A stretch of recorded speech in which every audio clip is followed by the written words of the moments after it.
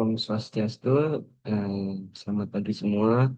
Perkenalkan nama saya Yudika Baptista Inio dengan NIM 255301117 dari Prodi Kimia Terapan. Pada kesempatan kali ini, saya akan mempresentasikan hasil jawaban ujian akhir semester Etnomatematika dan Sains. Tentu saja,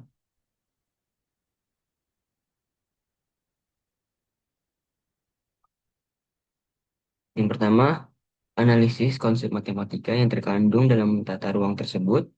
Menjelaskan pula bagaimana prinsip-prinsip sains, yaitu lingkungan, pencahayaan, dan sirkulasi udara, dan mendukung keberlanjutan pemukiman tradisional tersebut. Baik, jawabannya itu, hmm, di sini kan kita membahas desa Tenganan Pengrisingan yang ada di Bali. Yang di mana di desa ini tuh masyarakat menata rumahnya itu dengan ukuran dan jarak yang sudah diatur secara adat. Kalau kita amati, di sini tuh terdapat konsep matematika berupa pengukuran panjang, perbandingan, dan juga pola simetri yang ditetapkan secara konsisten pada setiap bangunan. Penataan ini juga tuh mengikuti filosofi Trihita Karana, yang dimana ada keseimbangan hubungan manusia dengan Tuhan, dengan manusia, dengan alam, dan juga sesama manusia. Ya, kalau kita lihat dari sisi sains, jarak antar rumah yang terukur ini ternyata mendukung sirkulasi udara, sehingga rumah ini tidak lembab, serta orientasi bangunan yang memaksimalkan pencahayaan alami dari matahari. Dengan demikian nih, tata ruang tradisional ini bukan hanya warisan budaya, tetapi juga solusi ilmiah yang membuat pemukiman ini tetap nyaman dan juga berkelanjutan hingga saat ini. Pertanyaan kedua, jelaskan konsep etnomatematika yang digunakan dalam pembagian air subak. Analisis pula bagaimana prinsip hidrologi dan ekologi mendukung efektivitas sistem tersebut.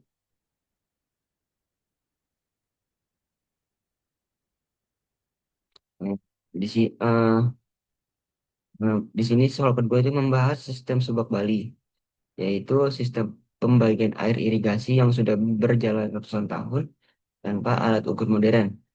Kalau dilihat secara etnomatematika, masyarakat Subak itu menggunakan konsep rasio dan juga proporsi, yang dimana pembagian air disesuaikan dengan luas lahan masing-masing petani dan juga menggunakan satuan, satuan tradisional yang dipakai yang disepakati secara bersama.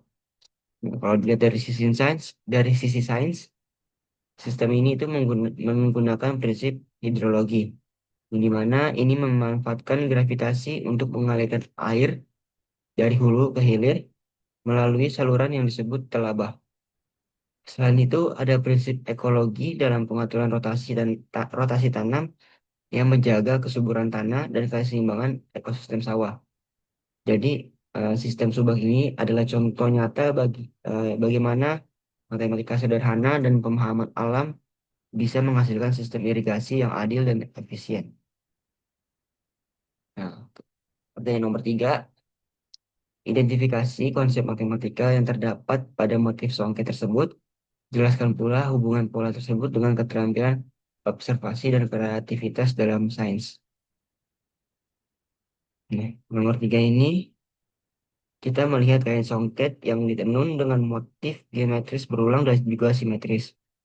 Nah, kalau dari sudut pandang matematika, motif ini mengandung konsep simetri, di mana pola translasi atau pengulangan, serta susunan bidang geometri dasar seperti garis dan segitiga yang disusun secara teratur. Menariknya, motif-motif ini tuh umumnya terinspirasi dari observasi alam yang ada di sekitar penenun, seperti bentuk tumbuhan atau hewan, yang kemudian diabstraksi lagi menjadi pola geometris. Proses menenun pola yang rumit ini sebenarnya melatih keterampilan observasi yang tajam, ketelitian, dan kreativitas, yang merupakan dasar penting dalam metode sains. Sehingga dapat dikatakan tradisi menenun songket ini adalah perpaduan nyata antara kecerdasan matematis dan kepekaan ilmiah masyarakat tradisional. Nah,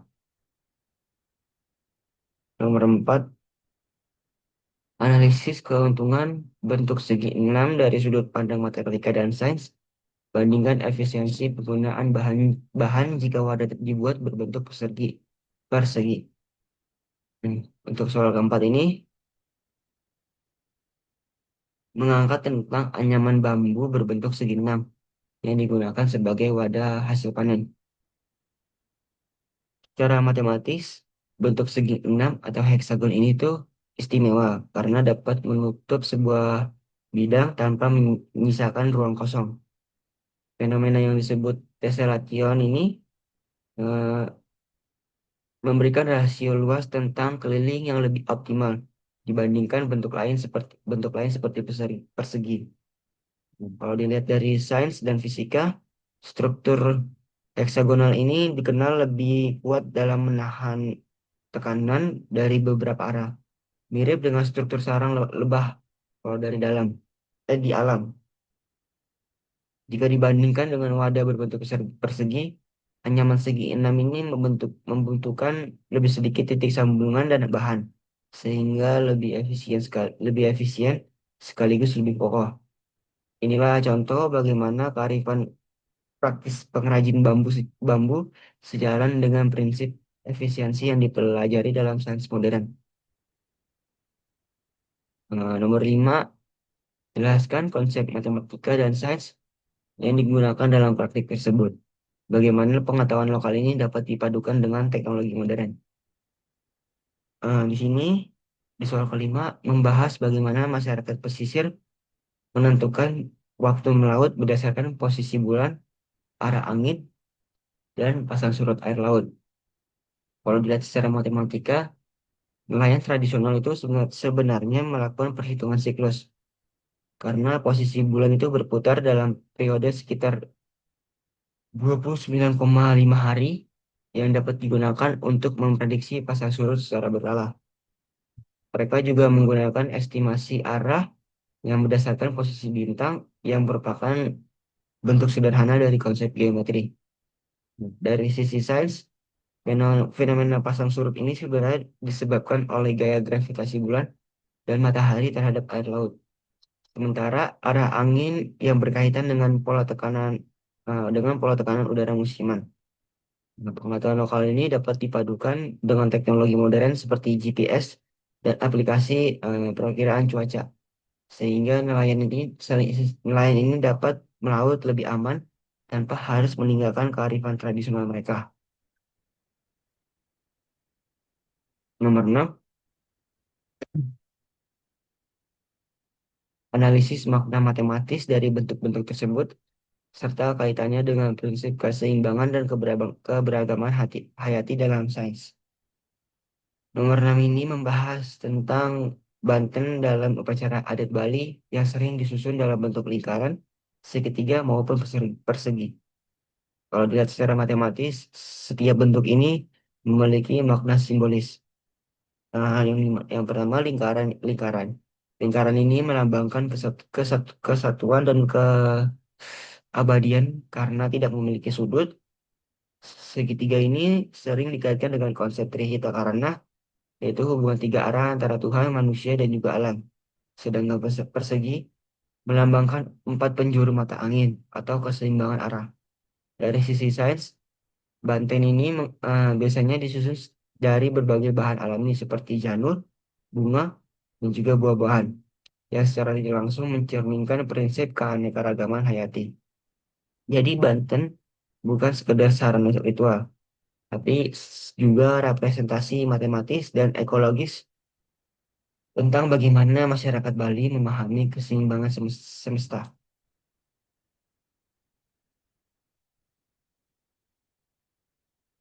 Nomor 7, jelaskan konsep matematika yang terdapat dalam sistem Pawukon, analisis pula kelebihan dan keterbatasannya jika dibandingkan dengan kalender pertanian modern. Pada soal ketujuh, di sini membahas sistem kalender Pawukon yang digunakan masyarakat Bali untuk menentukan hari baik bercocok tanam. Secara matematis, Pawukon menggunakan sistem siklus. yang di mana berjumlah 210 hari, yang sebenarnya ini merupakan hasil kombinasi dari 10 jenis wuku dengan panjang siklus yang berbeda, dari 1 hari hingga 10 hari. Disinilah konsep kombinatorika yang sederhana digunakan untuk menentukan pertemuan hari-hari baik atau yang disebut padewasan. Kelebihan sistem ini adalah keterpaduannya dengan budaya dan ritual sosial masyarakat. Sehingga bukan hanya soal waktu tanam, namun keterbatasannya adalah sistem ini tidak berdasarkan data cuaca aktual, sehingga kurang akurat dibandingkan kalender pertanian modern yang menggunakan data cuaca hujan dan suhu. Meskipun begitu, eh, Pawukon tetap relevan karena memperkuat identitas budaya masyarakat. Nomor 8, jelaskan konsep geometri yang terdapat pada desain bangunan tersebut. Analisis bagaimana desain tersebut membantu menjaga kualitas padi berdasarkan prinsip sains. Soal ke-8 ini membahas tradisi membangun lumbung padi dengan atap tinggi dan ventilasi alami. Kalau dilihat secara geometri, bentuk atap yang tinggi dan curam biasanya berbentuk segitiga atau kerucut. Kalau ini dirancang agar air hujan cepat mengalir turun dan tidak membebani struktur bangunan. Nah, selain itu, ventilasi pada dinding lumbung itu dirancang dengan perhitungan jarak dan ukuran bukaan tertentu untuk menciptakan sirkulasi udara yang optimal. Kalau dilihat dari sisi sains, atap yang tinggi ini menciptakan ruang udara yang membantu menstabilkan suhu dan kelembapan di bagian bawah tempat padi disimpan. Sirkulasi udara yang baik ini sangat penting karena dapat mencegah pertumbuhan jamur dan serangan hama pada padi. Jadi, desain lambung tradisional ini sebenarnya adalah solusi pengawetan pangan yang cerdas, alami, dan juga tidak memerlukan energi listrik sama sekali. Nah, nomor 9, analisis bagaimana observasi tersebut dapat dikategorikan sebagai pengetahuan sains berbasis budaya. Jelaskan metode ilmiah yang digunakan untuk menguji kebenaran pengetahuan tersebut. Nah, kalau nomor 9 ini membahas kebiasaan masyarakat pendesaan yang menggunakan tanaman tertentu sebagai indikator datangnya musim hujan. Observasi semacam ini dapat dikategorikan sebagai pengetahuan etnosains karena merupakan hasil pengamatan empiris yang diuji secara berulang oleh banyak generasi. Meskipun tidak menggunakan instrumen ilmiah modern, untuk menguji kebenaran pengetahuan ini secara ilmiah, kita bisa menggunakan metode observasi sistematis dalam jangka waktu panjang. Terus mencatat data fenologi tanaman seperti waktu berbunga atau berbuah, lalu membandingkannya dengan data curah hujan aktual dari lembaga seperti MBG. Nah, ini jika hasilnya menunjukkan korelasi yang konsisten dari tahun ke tahun, maka pengetahuan lokal tersebut dapat dikatakan valid secara ilmiah. Nah, sekaligus membuktikan bahwa kearifan tradisional dan sains modern sebenarnya berjalan beriringan. Nah, nomor 10, identifikasi jenis transformasi geometri yang mungkin ditemukan pada ukiran tersebut. Jelaskan bagaimana keteraturan pola dapat meningkatkan nilai estetika dan efisiensi produksi. Nah, nomor 10 ini itu membahas motif ukiran Bali yang banyak memanfaatkan transformasi geometri. Kalau diamati, terdapat 3 jenis transformasi utama. Yang pertama itu translasi, itu motif yang sama digeser dan diulang sepanjang bidang ukiran. Terus ada refleksi atau pencerminan, di mana motif kiri dan kanan dibuat simetris seperti pada motif patra. Serta rotasi, yaitu motif yang diputar mengelilingi satu titik pusat, biasanya ditemukan pada ukiran berbentuk lingkaran atau mandali. Nah, keteraturan pola hasil transformasi ini meningkatkan nilai estetika karena menciptakan harmoni dan keseimbangan visual yang menyenangkan dipandang. Nah, selain itu, dari sisi produksi, pola yang berulang ini justru memudahkan pengrajin untuk bekerja lebih cepat dan juga konsisten. Sehingga transformasi geometri di sini berperan ganda, yaitu sebagai nilai seni dan juga sebagai efisiensi kerja. Nah, soal ke-11, analisis proses tersebut dari sudut pandang emet science, jelaskan reaksi atau prinsip kimia yang terlibat dalam proses pewarna alami. Nomor 11 ini membahas proses pembuatan pewarna alami dari daun, kulit kayu, dan bunga untuk kain tenun. Dari sudut pandang ethno science, ini adalah pengetahuan turun-temurun dalam memilih bahan alami yang tepat sebagai sumber warna, seperti daun indigo untuk warna biru atau kunyit untuk warna kuning. Secara kimia, proses ini melibatkan ekstraksi pigmen melalui perendaman atau perebusan, yang pada dasarnya adalah pelaratan senyawa warna ke dalam air. Hal penting lainnya adalah mordanting, yaitu penggunaan tawas atau kapur sebagai fiksatif agar warnanya itu dapat mengikat kuat pada serat lain melalui ikatan kimia atau pewarna dan juga serat, warna dan serat. Variasi warna yang dihasilkan juga dipengaruhi oleh tingkat keasaman atau pH larutan saat proses pencelupan. Jadi tanpa mengenal teori kimia secara formal, masyarakat tradisional sebenarnya telah mempraktikkan prinsip kimia eh, organik yang cukup kompleks. Nomor 12, pada tradisional pembuatan garam tradisional, penanti garam memanfaatkan panas matahari dan angin untuk mempercepat penguapan air laut. Nah, soal ke-12 ini membahas tradisi pembuatan garam yang memanfaatkan panas matahari dan juga angin untuk mempercepat penguapan air laut. Secara matematika, hasil produksi garam dapat diperkirakan dengan mengalihkan luas lahan penjemuran, rata-rata hasil garam per meter persegi, dan juga jumlah hasil proses panen. Sehingga petani dapat memperkirakan total produksi musiman menggunakan konsep proporsi sederhana. Kalau dari sisi fisika, proses ini adalah evaporasi atau penguapan air yang dipercepat oleh energi kalor dari matahari serta proses konveksi akibat angin. Jadi semakin tinggi suhu dan semakin kencang angin, maka semakin cepat pula molekul air berubah fase menjadi uap. Selain itu, semakin luas permukaan lahan penjemuran, semakin cepat pula proses penguapan terjadi, sesuai dengan prinsip fisika tentang luas permukaan. Jadi petani garam tradisional sebenarnya telah menerapkan prinsip termodinamika sederhana dalam kehidupan sehari-hari. Nomor 13, analisis konsep pengukuran arah dan geometri yang digunakan dalam penentuan orientasi bangunan. Jelaskan pula dampaknya terhadap kondisi lingkungan dan kenyamanan penghuni.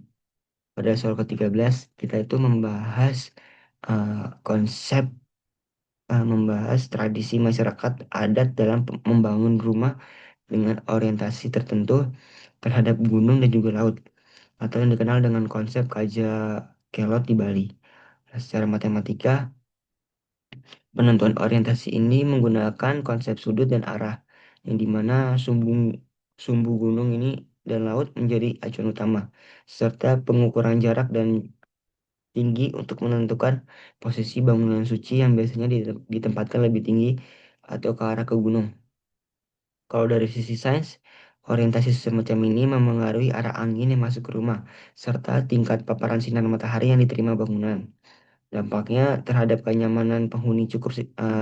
penghuni ini cukup signifikan karena sirkulasi udara dari arah laut menuju gunung menciptakan efek pendinginan alami.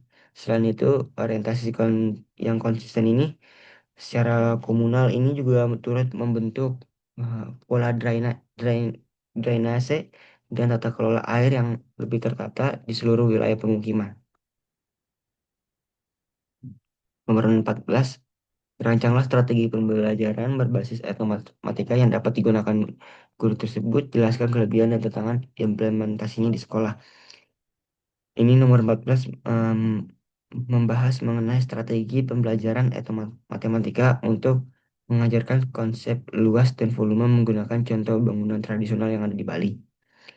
Strategi yang dapat dirancang guru itu adalah pembelajaran kontekstual yang berbasis proyek, di mana siswa diajak mengukur langsung dimensi bangunan tradisional seperti balai atau lumbung, baik secara langsung di lapangan maupun melalui foto dan model miniatur. Kemudian menghitung luas atap dan volume ruangannya.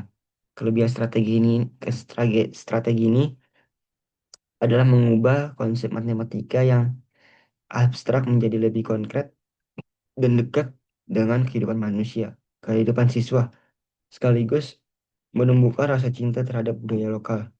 Namun ada tantangan yang mungkin dihadapi adalah keterbatasan akses ke lokasi tersebut dan juga kebutuhan pelatihan khusus bagi guru, serta penyesuaian dengan kurikulum nasional yang berlaku. Tantangan ini dapat diatasi dengan memanfaatkan model miniatur seperti video atau bahkan teknologi augmented reality sebagai alternatif media pembelajaran. Nomor 15, sebagai konsultan pendidikan, buatlah analisis mengenai manfaat dan manfaat penerapan etnomatematika dan etnosains bagi peserta didik, potensi kendala dalam implementasi kurikulum, dan juga strategi yang dapat dilakukan untuk mengintegrasikan budaya lokal dengan pembelajaran matematika dan sains modern. Ini jawabannya. Hmm.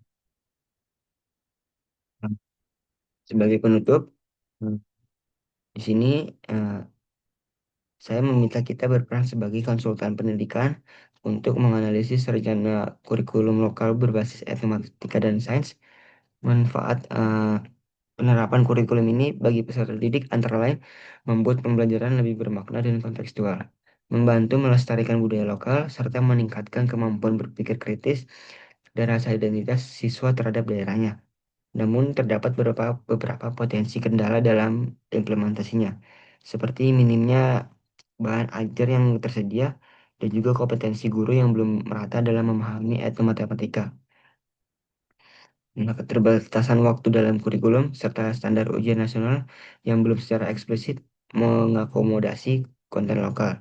Untuk mengatasi hal ini, strategi yang dapat dilakukan adalah membangun kolaborasi antara guru dan juga tokoh adat atau budayawan dalam menyusun modul ajar yang kontekstual, didukung dengan pelatihan guru secara berkelanjutan dan pemanfaatan teknologi digital untuk mendokumentasikan serta menyebarluaskan konteks konten budaya lokal tersebut. Baik, sekian dari presentasi saya. Kurang lebihnya saya mohon maaf. Terima kasih.